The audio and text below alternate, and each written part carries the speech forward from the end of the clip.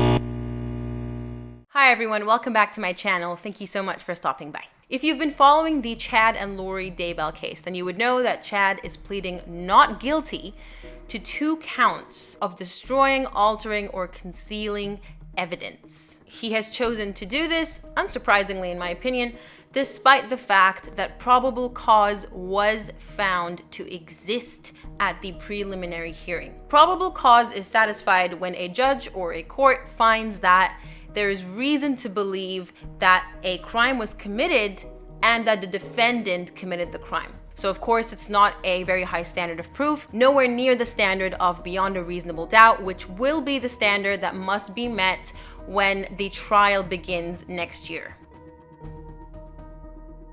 Alright, so if you're not new to my channel, then you know that I like to break down crimes into their elements as we were taught in law school every single time without fail. It's very handy. I like doing it in order to clarify and demonstrate what elements of the crime must be proven in order to secure a conviction. And don't forget, each and every element must be satisfied beyond a reasonable doubt. The relevant offense here can be found in Title 18, Chapter 26 of the Idaho Code. Now, Chad was charged with 2 counts of this offense because, as we know, tragically, 2 bodies, the bodies of both Tylee and JJ, were found to be buried on Chad Daybell's property on the 9th of June 2020. So 3 main elements must be proven with regards to this offense. The first one being knowledge on the part of the accused. Secondly, willfully engaging in the conduct alleged. And finally, the intention to prevent the evidence from being used in a proceeding such as a trial, an investigation, etc.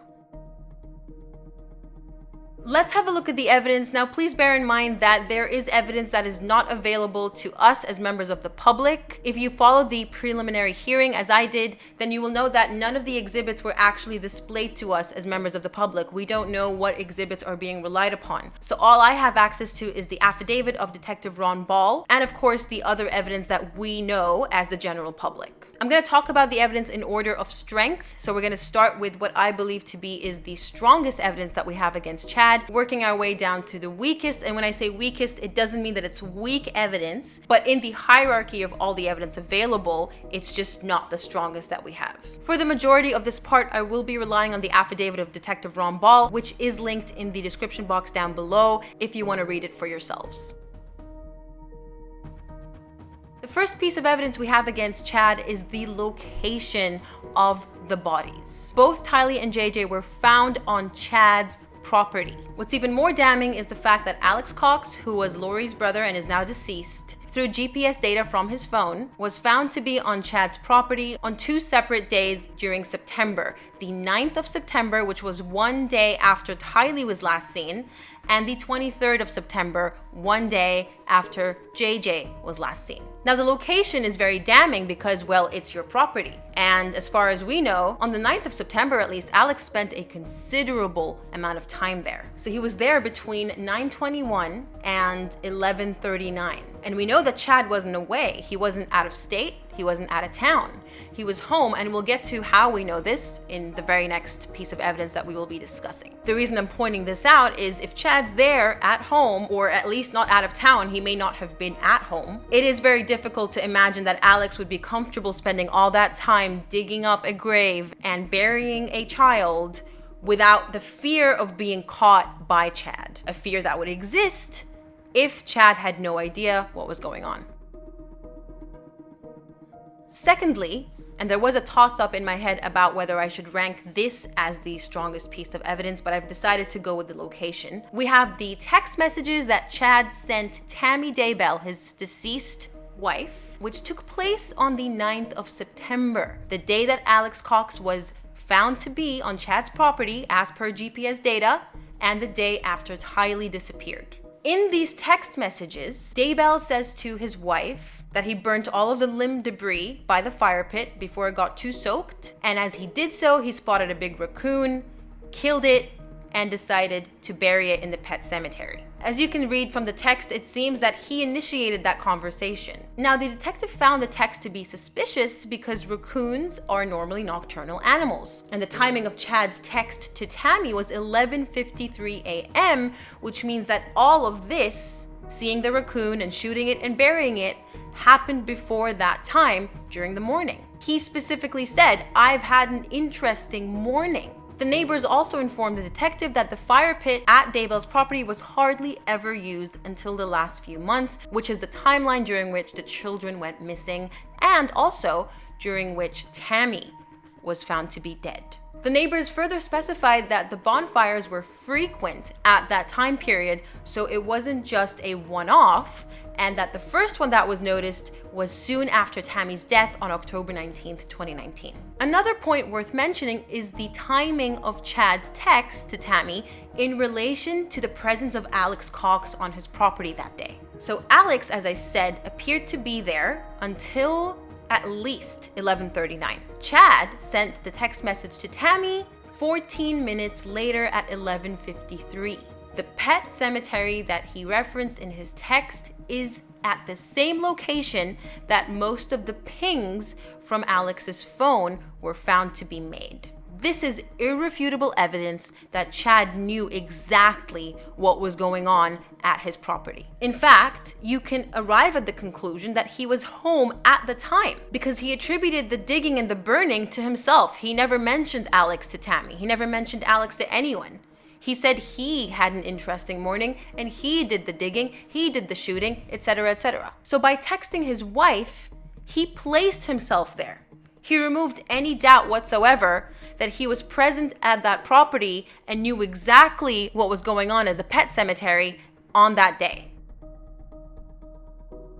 The third piece of evidence we have is also incredibly damning, and this is the fact that upon the FBI's discovery of the children, Chad made a run for it. They had to pursue him in a car chase to apprehend him. If I didn't know that there were children buried on my property, I wouldn't make a run for it once they were discovered. I mean, I know we're all different. There's always the human element of this. There's always the fact that people react differently to situations. That's true. But think about it.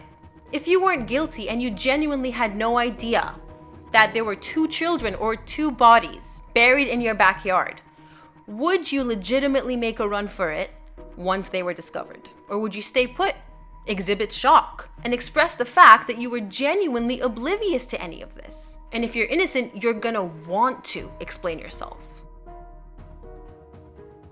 The fourth piece of evidence is the phone call that Chad and Lori had with Melanie Gibb, who used to be Lori's best friend. In that phone call, we learned that Chad previously called Melanie and told her that the police are gonna call her and asked her not to pick up. He also refused to tell her where JJ was for her own safety. I will link the conversation down below if you want to listen to it. If you're interested in this case and you haven't listened to it, I do recommend that you do. It offers a lot of insight into the personalities of both Chad and Lori and their attitude, their cavalier, nonchalant attitude towards this entire case before they were both apprehended. The fifth piece of evidence is the zombie talk. As I've said in previous videos I've made about this case, Chad was the mastermind behind this zombie thing. Lori didn't come up with it, she merely bought it, at least according to what Melanie Gibb says. Both JJ and Tylee were singled out to be zombies along with Charles Vallow, who also ended up dead. And so it becomes incredibly difficult to ignore the link that exists between calling someone a zombie and their eventual death.